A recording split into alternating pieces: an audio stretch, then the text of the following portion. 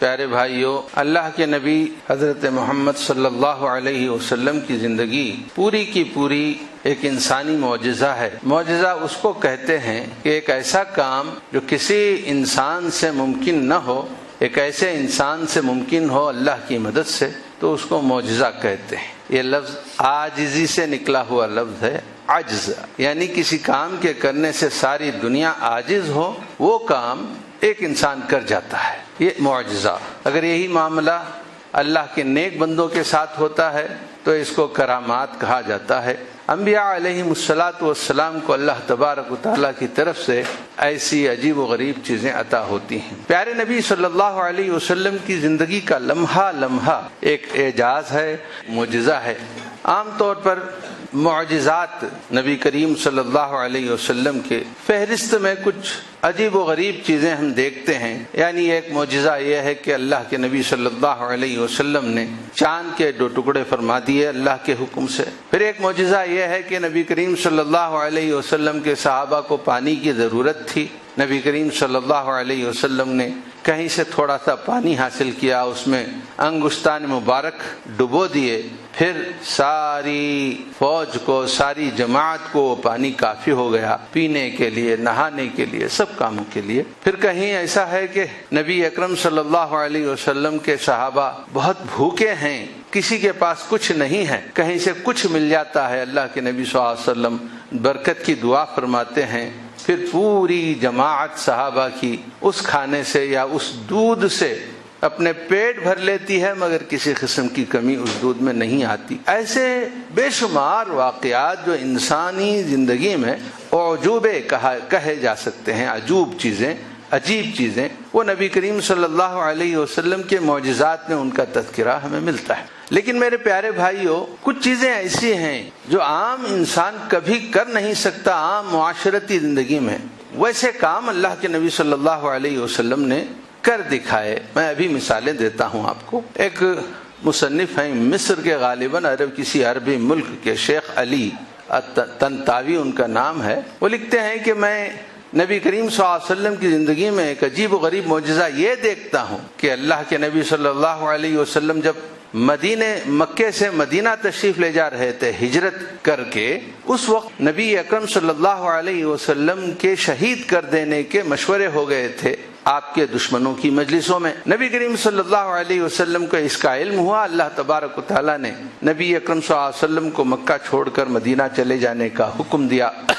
مدینہ جاتے ہوئے نبی کریم صلی اللہ علیہ وسلم نے اپنے بستر پر اس شب میں حضرت علی رضی اللہ تعالی عنہ کو آرام کرنے کے لیے کہا، اور یہ بھی حکم دیا کہ میرے جانے کے بعد اہل مکہ کی جو امانتیں میرے پاس ہیں ان کو برابر سے لوٹا دینا۔ اس واقعے کو بیان کر کے شیخ لکھتے ہیں کہ یہ سب سے بڑے آپ کے معجزات میں سے ہے۔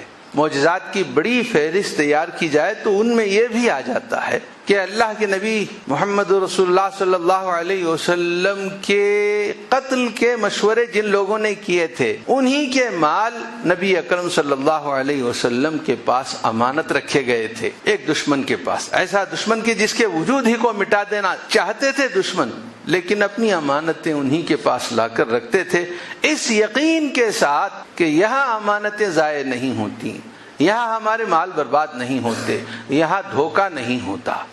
تو شیخ لکھتے ہیں کہ یہ بڑا معجزہ ہے، امانتیں دشمنوں کی، ان دشمنوں کی جو نبی کریم صلی اللہ علیہ وسلم کے قتل کے فیصلے کر چکے تھے۔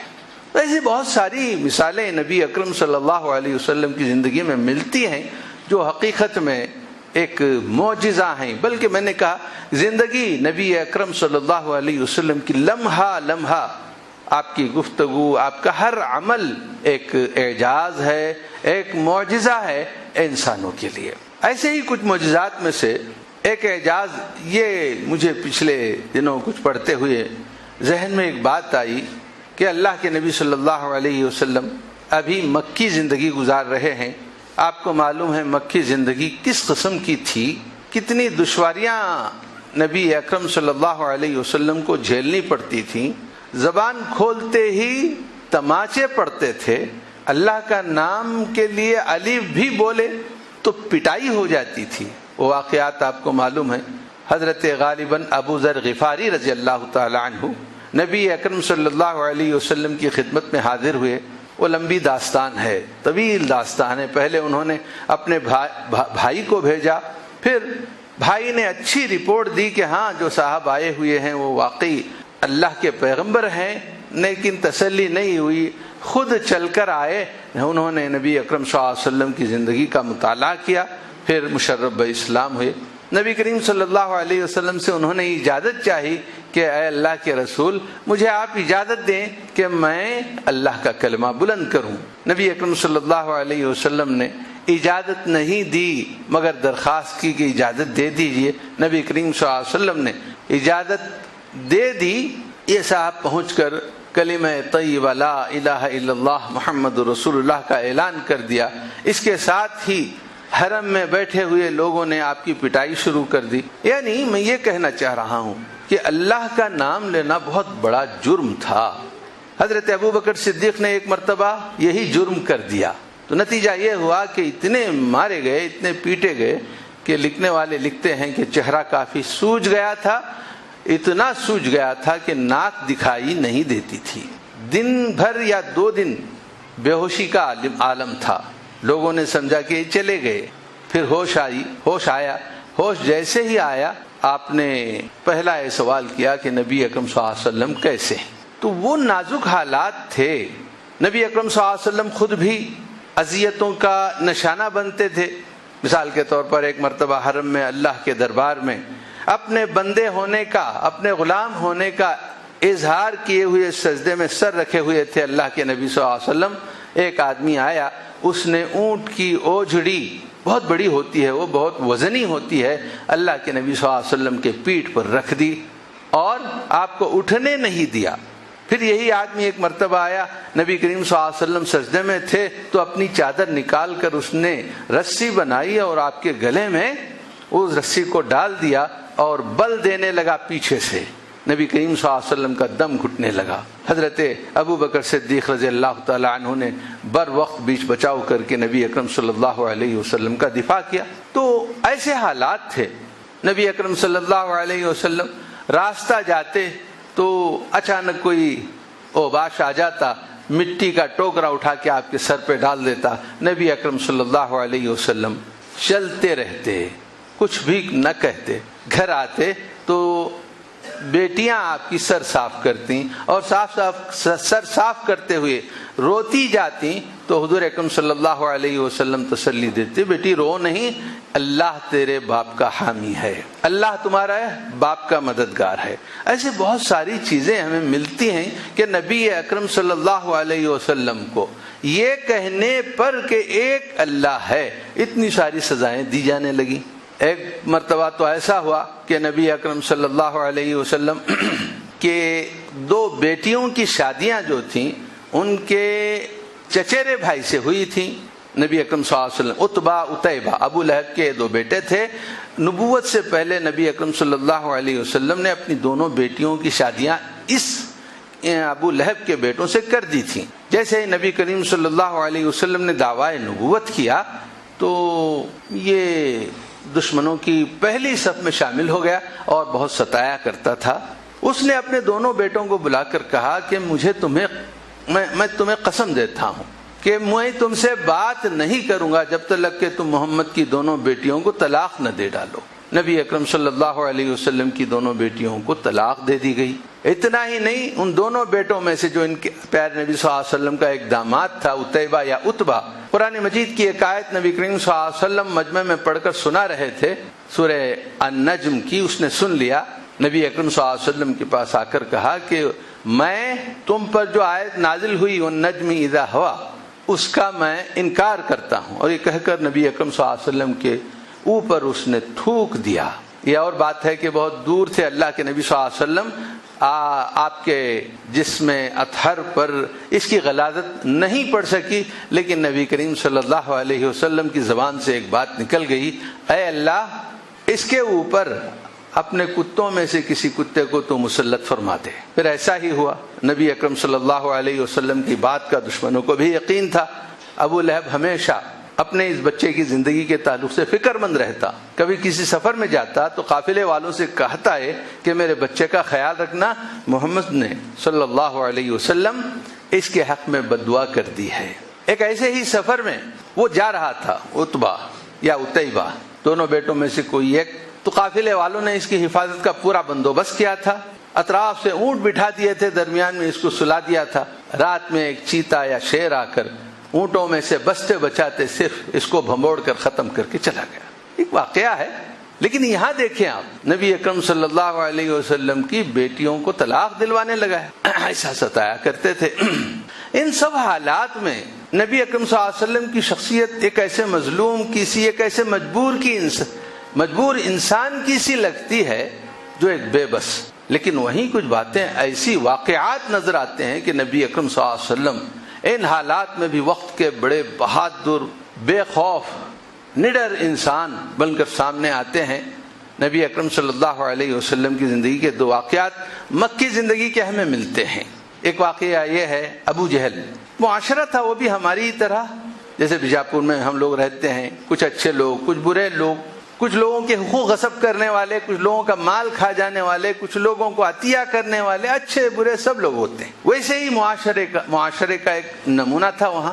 اور اس معاشرے کے کچھ برے لوگوں میں یہ ابو لہب، ابو جہل شامل ہوتے تھے. لوگوں کا مال کھا جانا، ہڑپ کر جانا، تجارت کرنا، پیسے نہ دینا، کام لینا، مزدوری نہ دینا، جیسے ہمارے ہاں ہے.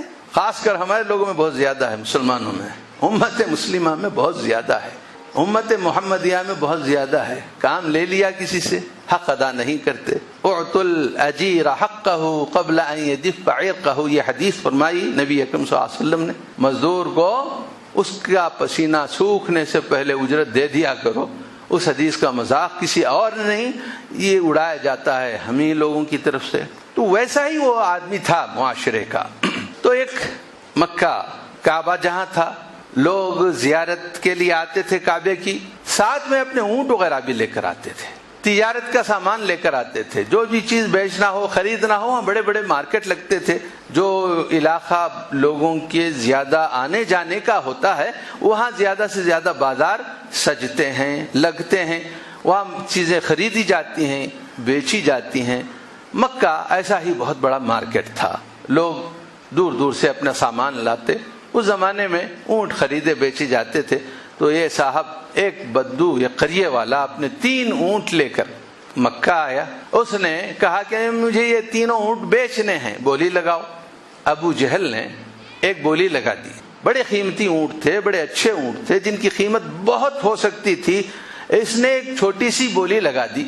اب نیلام کا اصول یہ ہوتا ہے کہ جس بولی پر کوئی لگا دے اس سے آگے دوسرا آدمی بھی بولی لگائے. لیکن یہ تھا جس کی ہنڈا گردی، دادا گری سوسائٹی میں مشہور تھی، اس کی بولی پر کوئی دوسرا بولی نہیں لگا سکا. تو اب اگر اس قیمت پر یہ بیچتا تو کافی نقصان اٹھاتا. اس نے حرم میں ایک اونچی آواز سے ایک اعلان شروع کر دیا. کہا کہ مکے کے لوگوں، کون آئے گا تمہارے پاس تجارت کرنے کے لیے؟ تم اس قسم کے اخلاق رکھتے ہو، تمہارے سے خرید و فروخت کون کرے گا؟ بیپار کون کرے گا؟ سرکار دو عالم صلی اللہ علیہ وسلم کھڑے ہوئے. ہمت دیکھیے، لفظ اللہ بول کر مار کھانے والے ہمت اور حوصلہ دیکھیں. کھڑے ہو گئے. یہ نہیں سوچا کہ بھائی اللہ کا نام بول کر مار کھاتے ہیں ہم، اور ذلیل نہیں ہونا، کل یہاں سے سٹک جاؤ. ہماری بھی عادت ہوتی ہے، لوگ ہمارے پاس آتے ہیں، مولوی صاحب ایسا ہے، فلاں صاحب نے وہ کیا، آپ ذرا بولیں. ہماری ہمت کہاں؟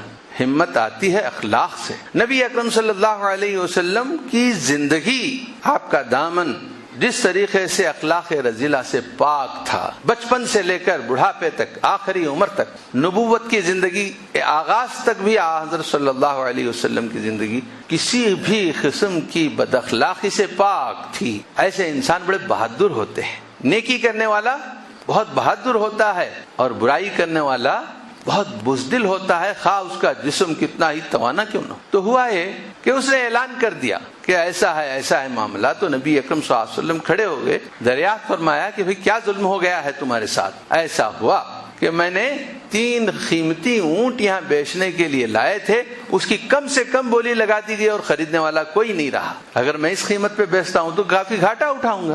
نبی اکرم صلی اللہ علیہ وسلم نے کہا کہ کس نے تمہارے ساتھ ہی کیا ہے؟ یہ ابو الحکم نے. اس ابو جہل کو ابو الحکم کہا کرتے تھے، ابو الحکم نے اس کا نام تھا، اس نے یہ کیا تو نبی اکرم صلی اللہ علیہ وسلم نے اس بدو سے جو اونٹ لے کر آیا تھا منہ بولے دام دے کر اونٹ خرید لیے اور ابو جہل کو تاکید کی، خبردار آئندہ ایسی حرکت نہ کرنا۔ کیا ہمت تھی! اور ایک ایسا مجبورانہ ماحول میں اللہ کے نبی صلی اللہ علیہ وسلم کی یہ گھن گرج، اللہ کے نبی زمین پہ آئے ہوئے تھے انصاف قائم کرنے کے لیے، انجام دیکھنا نہیں تھا، وقت پر آواز اٹھا دینا۔ دیکھیں گے ہم لوگ کیا کرتے ہیں، دیکھیں گے حالات ذرا ٹھیک ہو جائیں تب منہ کھولیں گے۔ یہ بڑا ظالم ہے، منہ کھولتے ہی جھاڑو آپ کے چہرے پہ رسید کر دے گا، اپنی عزت بچا کے چلو وہاں سے کھسک جاؤ۔ ہم ایسی ساری مصلحتیں اپنے ذہن میں لے آتے، لیکن نبی کریم صلی اللہ علیہ وسلم کی اگر نبی اکرم صلی اللہ علیہ وسلم ایسا نہ فرماتے تو پھر کون ہوتا دنیا میں جو اتنے بڑے کام کے لیے اٹھ کھڑا ہوتا۔ تاکید کی کہ خبردار آئندہ سے کسی ایسی کوئی حرکت تم سے سرزد نہ ہو۔ لوگ پریشان ہو گئے، یہ محمد وہی ہیں جو روزانہ ان کی گالیاں سنتے ہیں صلی اللہ علیہ وسلم، ان کے ماننے والے ان سے پٹتے ہیں، آج یہ زور کہاں سے آ گیا؟ ابو جہل خاموش رہا، زبان نہیں کھولی۔ نبی اکرم صلی اللہ علیہ وسلم کے یہ تیور، پھر اس کی خاموشی، لوگوں نے دیکھ کر سمجھا کہ ابو جہل بھی ہاتھ سے گیا، یہ بھی اب محمد کا ماننے والا ہے صلی اللہ علیہ وسلم، اب یہ بھی ان پر ایمان لانے والا ہے، اب یہ بھی ان کے حلقے میں چلے جانا والا ہے، اس لیے خاموش رہا۔ پھر لوگوں نے تانے دینے شروع کر دیے کہ گئے تم بھی، اب بھی تم بھی اپنا ہاتھ ان کے ہاتھ میں دے دو گے۔ لیکن اس نے کہا بخدا ایسا نہیں کرتا، میں کبھی بھی محمد پر ایمان نہیں لاتا۔ لوگوں نے کہا کہ پھر یہ کیا تھی، یہ تمہاری حرکت کیا؟ وہ تمہیں ڈانٹے جا رہے تھے اور تم خاموش تھے۔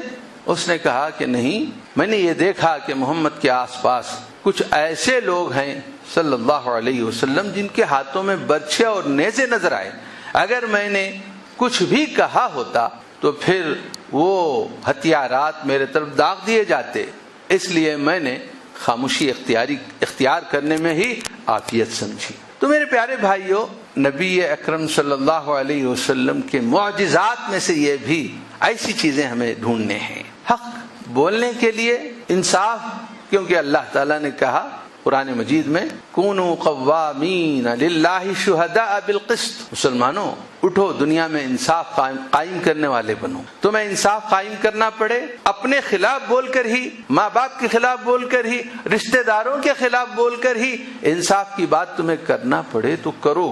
تمہارا منصب زمین کے اوپر انصاف کو قائم کرنا ہے، عدل کو قائم کرنا ہے، ظلم کو مٹانا ہے۔ ایسا ہی ایک واقعہ نبی اکرم صلی اللہ علیہ وسلم کی مکی زندگی کا ہمیں ملتا ہے۔ ایک صاحب قبیلہ ایراش، کوئی قبیلہ تھا عرب کا، وہاں سے تجارت کی غرض سے مکہ آئے تھے، تو ان کے کچھ اونٹ اس نے خرید لیے ابو جہل نے، اور پیسے دینے سے کے تعلق سے کہا کہ دے دیں گے کل۔ وہ بیچارہ کل آتا، باہر سے آیا ہوا تھا، وہیں رکا، دوسرے دن گیا، پھر ٹال مٹول ہونے لگی، وہ کافی پریشان ہو گیا، اب کس کے پاس لے جائے، اور یہ وہاں کا سرغنہ تھا، اب اس کی شکایت کس کے پاس لے جائیں۔ اس نے ایک کام کیا کہ مکے کے کعبے کے صحن میں بیٹھے ہوئے کچھ سرکردہ لوگ وہاں بیٹھے ہوئے تھے، ان کے پاس جا کر اپنی یہ شکایت رکھی کہ دیکھو ایسا ایسا ہوا ہے۔ تو اس جمعیت نے، جو نبی اکرم صلی اللہ علیہ وسلم کے دشمنوں میں سے تھی، نبی کریم صلی اللہ علیہ وسلم کو ذلیل اور رسوا کرنے کا ایک اچھا موقع معلوم کر لیا۔ انہوں نے اس آدمی کو بلا کر کہا کہ دیکھو وہ بڑا آدمی ہے، ہم اس سے کچھ بھی تعارض نہیں کر سکتے، ہماری حیثیت اور وسعت نہیں ہے کہ اس سے بات کریں۔ دیکھو وہاں ایک صاحب بیٹھے ہوئے ہیں، حضور اکرم صلی اللہ علیہ وسلم دور عبادت میں مصروف تھے، اللہ کی بندگی کے اندر مصروف تھے، نمازیں پڑھ رہے تھے، اللہ کے دربار میں سر جھکا ہوا تھا، وہاں بھیج دیا ان لوگوں نے، اور اس بار سے آئے ہوئے آدمی کو ان کے بارے میں معلوم نہیں تھا نبی کریم صلی اللہ علیہ وسلم کے بارے میں، وہ سیدھے گیا وہاں۔ اب یہ لوگ بڑے منتظر تھے کہ اب کیا ہوگا، یہ جائے گا، جا کر ان سے کہے گا، وہ کہیں گے کہ بھئی میں بے بس ہوں، میں خود روزانہ گالیاں سنتا ہوں، میرے ماننے والے روزانہ پٹتے ہیں، اب ویسے دشمن کے سامنے میں جا کے کیا کر سکتا ہوں، صبر کرو۔ ہم ہوتے تو ایسا کرتے، صبر کرو، اللہ سے بولو، اللہ سن لیں گا تمہاری، نہیں تو دل میں آیا تو بددعا کرو اس کے واسطے، لیکن میں نہیں کر سکتا، روزانہ اس سے مجھے ظلم سہنا پڑتا ہے، اب ایسے میں کچھ کروں تو پھر مزید اس کے ستم کا مجھے مشق بننا، تختہ مشق بننا پڑے گا، ایسا بولتے ہم اور بولتے ہیں۔ کچھ لوگ آتے ہیں ہمارے جیسے لوگوں کے پاس بھی آتے ہیں کہ دیکھیے فلاں آپ ہی، غیر مسلم بھی آتے ہیں، آپ ہی کے لوگ ہیں، ذرا آپ سمجھائیں، ہم نے سنا ہے کہ آپ کی بات سن لیتے ہیں وہ لوگ، ذرا پہنچ کے ان سے یہ تکلیف ہو رہی ہے، ہمیں یہ پریشانی ہو رہی ہے ہمیں۔ تو ہم ماحول کو دیکھتے ہیں، ارے بھائی اس کے سامنے کون کیا بول سکتا ہے، ہم کہہ دیتے ہیں کہ بھائی نہیں ہوتا ہمارے سے، کسی اور کے پاس جائیے۔ لیکن نبی اکرم صلی اللہ علیہ وسلم کے پاس جب یہ آدمی پہنچا، جھٹ سے کھڑے ہو گئے، سوچا بھی نہیں، سیدھے اس کو لے کر ابو جہل کے گھر پہنچتے ہیں، دروازہ کھٹکھٹاتے ہیں، دروازہ کھٹکھٹاتے ہیں، وہ باہر نکل کے آتا ہے، دیکھ کر حیران رہ جاتا ہے کہ محمد کا میرے گھر آنا۔ نبی اکرم صلی اللہ علیہ وسلم نے بلا تمہید کہا کہ ان کا مال واپس کرو۔ وہ سیدھے گیا، اندر سے مال لا کر واپس کر دیا، ایک لفظ بھی اس نے زبان سے نہیں نکالے، کچھ بھی نہیں کہا۔ تو ایسے واقعات نبی اکرم صلی اللہ علیہ وسلم کے عظیم اعجازات، معجزوں میں سے ہمیں محسوس ہوتے ہیں۔ یہ سب چیزیں کب پیدا ہوتی ہیں؟ آدمی اپنے دامن کو گناہوں سے آلودہ نہ کرے، ایسا آدمی بڑا جری ہوتا ہے، خواہ وہ کھانا نہ ملنے کی وجہ سے نحیف و نزار ہو گیا ہو، کمزور ہو گیا ہو، لیکن اس کے اندر جو اخلاقی جرأت و قوت ہوتی ہے اسے بڑے بڑے کام نکال لیتی ہے۔ ایک چھوٹی سی حدیث میں آپ کے سامنے پیش کر کے بات ختم کروں گا۔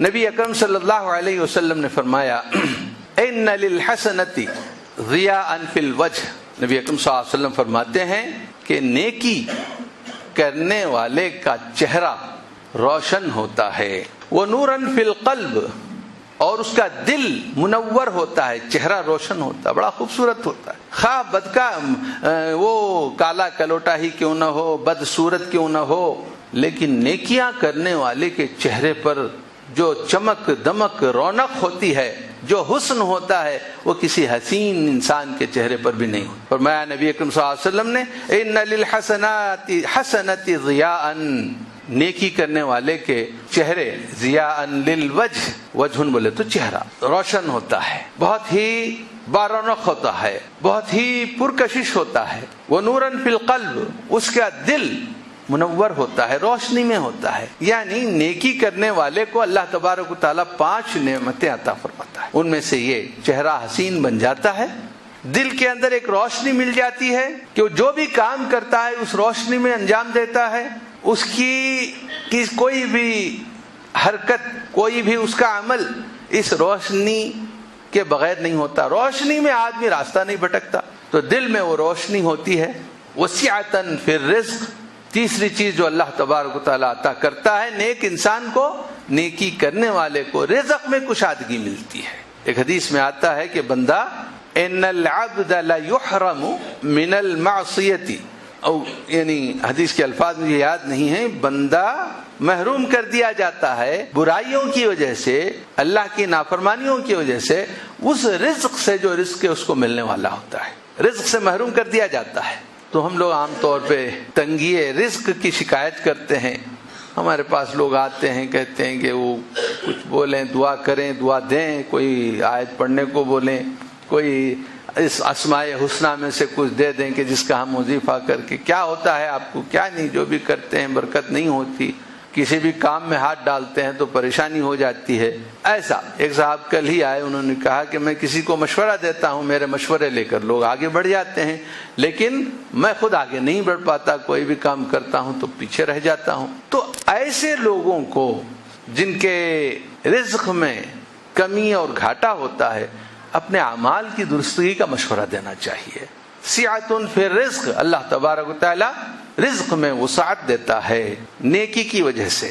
وقوۃ فی البدن، اور اللہ تبارک و تعالی جسم میں قوت عطا فرماتا ہے۔ وہ قوت ڈلیاں کھانے سے نہیں آتی، نیکی کی وجہ سے آتی ہے۔ ٹونک پیے، ڈلیاں کھائے، وہ کھائے، یہ کھائے، ورزش کرے، ان سے وہ طاقت حاصل نہیں ہوتی۔ نبی اکرم صلی اللہ علیہ وسلم نے ایک بہت بڑے پہلوان کو پچھاڑ دیا، جب اس نے شرط لگایا کہ آپ مجھے پچھاڑ دیں، میں آپ پر ایمان لے آؤں گا، اور وہ اتنا طاقتور آدمی تھا، کہتے ہیں کہ کسی چمڑے کے اوپر گائے کے یا اونٹ کے اس کو کھڑا کر دیا جائے تو 10-20 آدمی مل کے بھی وہ چمڑا کھینچ نہیں سکتے تھے، اس کو گرا نہیں سکتے تھے، ایسے آدمی کو نبی اکرم صلی اللہ علیہ وسلم نے پٹک دیا۔ جب اس نے شرط رکھی کہ میرا ایمان اس شرط پر ہے، تو نبی اکرم صلی اللہ علیہ وسلم نے یہ نہیں سوچا کہ میں اللہ کا پیغمبر ہوں، میرے سے وہی کی باتیں مانگو، یہ سارے کام میرے سے نہیں ہونے والے، یہ پہلوانوں کے کام ہیں، یہ تمہارے ہیں، مجھ سے صرف ایمان اور دین کی بات۔ تیار ہو گئے اللہ کے نبی صلی اللہ علیہ وسلم۔ یہ تیار جو ہوتے ہیں یہ آپ کے بڑے معجزات میں سے ہے۔ وہ عرب کا بہت مشہور پہلوان تھا، لیکن نبی کریم صلی اللہ علیہ وسلم نے ایک بھی لمحہ ضائع کیے بغیر اس کی شرط مان لی اور مقابلہ بھی کیا اور اس کو پٹک بھی دیا اور اس نے غالباً اسلام بھی قبول کر لیا۔ تو میرے پیارے بھائیوں، اعجاز یہ ہوتا ہے۔ تو قوت فی البدن، جو لوگ نیکی کرتے ہیں، اچھے کام کرتے ہیں، ان کے جسم بھی توانا ہوتے ہیں، قوت ہوتی ہے ان کے جسم کے اندر۔ ومحبت فی قلوب الخلق، اللہ کی مخلوق یعنی انسانوں کے دلوں میں اس کی محبت ہوتی ہے نیکی کرنے والے سے۔ اگر یوں سمجھیے کہ دنیا میں میری نفرت ہو رہی ہے تو میں نیک انسان ہرگز نہیں ہوں۔ نبی کریم صلی اللہ علیہ وسلم کی یہ حدیث یاد رکھے، میں نے بارہا کہا ہے، المؤمن مألف، ایمان والا مرکز الفت ہوتا ہے، مرکز محبت ہوتا ہے، یعنی ایک ایسا مرکز ہوتا ہے کہ سب لوگ اسے چاہیں، اگر نہیں چاہتے ہیں لا خیر فی مؤمن، اس ایمان والے میں کوئی بھلائی نہیں ہے جو لوگوں سے محبت نہیں کرتا۔ جس سے لوگ محبت نہیں کرتے وہ انسان میں ایمان، اس مومن میں کوئی خیر نہیں ہے۔ بغیر محبت کے ایمان صفر ہے، اور بغیر ایمان کے آپ کامیاب نہیں ہو سکتے۔ وہ حدیث یاد رکھیں۔ کچھ لوگ یوں جیتے ہیں، میرے کو کیا، کوئی چاہے یا نہ چاہے، مجھے لینا کیا کسی سے، میری تنخواہ ہے 2 لاکھ روپے آتی ہے گھر میں، کیا کسی کی محبت کی مجھے کیا ضرورت ہے، کسی سے محبت کرنے کی کیا ضرورت ہے۔ وہ ایمان والا نہیں، اس کے ایمان میں کوئی خیر نہیں۔ نبی اکرم صلی اللہ علیہ وسلم نے فرمایا اس ایمان والے میں کوئی خیر نہیں۔ وہ حدیث بھی یاد رکھو، حضور صلی اللہ علیہ وسلم فرماتے ہیں کہ بغیر ایمان کے تم جنت میں جا نہیں سکتے، اور تم ایمان والے نہیں ہو سکتے بغیر محبت کے۔ محبت کو جوڑا گیا ایمان سے، ایمان محبت ہے تو ایمان ہے، محبت انسانیت سے نہیں ہے تو تمہارا ایمان بھی گول ہے۔ 1 لاکھ رکعتیں روزانہ شاید ہم پڑھتے ہوں، ایمان پر سوالیہ نشان لگ جاتا ہے۔ نفرتیں نفرتیں نفرتیں، آج دنیا کا سب سے چلتا پھر بازار میں ملنے والا مال یہی ہے۔ وہ محبت، اللہ تبارک و تعالیٰ نیکی کرنے والے کو محبت فی الخلق، فی قلوب الخلق، انسانوں کے دلوں میں نیکیاں کرنے والے کی محبت بیٹھ جاتی ہے، چاہنے لگتے ہیں لوگ۔ وہ حدیث بھی ہے کہ جب انسان اللہ سے محبت کرتا ہے تو اللہ تبارک و تعالیٰ اپنے بندوں، اپنے فرشتوں کو زمین پہ بھیجتا ہے اور اعلان کرواتا ہے کہ لوگوں یہ بندہ میرے سے محبت کرنے والا ہے، تم سب بھی اس سے محبت کرنا، تو اللہ کی مخلوق اس سے محبت کرنے لگتی ہے۔ تو یہ چیزیں عطا ہوتی ہیں، 5 چیزیں ہیں۔ کیا کیا چیزیں ہیں؟ چہرے پر رونق آتی ہے، روشنی آتی ہے، دل میں نور پیدا ہو جاتا ہے۔ تیسرا اثر یہ ہوگا کہ آپ کے رزق میں کشادگی ہوتی ہے۔ چوتھا، آپ کی قوت، بدن میں قوت آتی ہے۔ اور 5ویں چیز، اللہ کی مخلوق میں آپ کو پاپولیرٹی حاصل ہوتی ہے، آپ کو جو ہے عزت ملتی ہے۔ پھر حضرت صلی اللہ علیہ وسلم نے یہی بات آگے بڑھاتے ہوئے اس کا ضد بیان فرمایا ہے، فرمایا وَإِنَّ لِلسَّيِّئَةِ سُؤَادًا فِي الْوَجْهِ، گنہگار کا چہرہ کالا ہوتا ہے۔ وَظُلْمَةٌ فِي الْقَلْبِ، دل میں اندھیرا ہوتا ہے۔ وَوَهْنًا فِي الْبَدَنِ، اور اس کا جسم کمزور ہوتا ہے۔ وَنَقْصًا فِي الرِّزْقِ، رزق میں نقصان ہوتا ہے، یعنی نقص ہوتا ہے، کمی ہو جاتی ہے۔ وَبُغْضًا فِي قُلُوبِ الْخَلْقِ، اللہ کی مخلوق اس سے نفرت کرنے لگتی ہے، بغض و عداوت میں مبتلا ہو جاتا ہے۔ ایسا انسان جو برائیاں کرتا ہے، انسانوں کے دلوں میں وہ جگہ نہیں پاتا۔ تو میں نے جو واقعات نبی اکرم صلی اللہ علیہ وسلم کے معجزے کے طور پر بیان فرمائے ہیں، ان کی دلیل کے طور پر میں نے یہ انسان کے اندر قوت پیدا ہو جاتی ہے جب انسان خصوصاً بچپن اور جوانی کے دن اگر ہم اپنے دامن کو گناہوں سے پاک رکھیں گے تو ایک ایسی اخلاقی جرأت و قوت، ایک ہیبت ہماری کو اللہ تبارک و تعالیٰ عطا فرمائیں گے جو یہ چیزیں ہمیں عطا کریں گے۔ رزق میں کشادگی بھی ملتی ہے، لوگوں میں چاہت ملتی ہے، چہرے روشن ہوتے ہیں، گناہوں کی وجہ سے چہرے کالے ہو جاتے ہیں۔ اللہ تعالیٰ ہمیں نیک توفیق دے۔ وآخر دعوانا الحمد للہ رب العالمین۔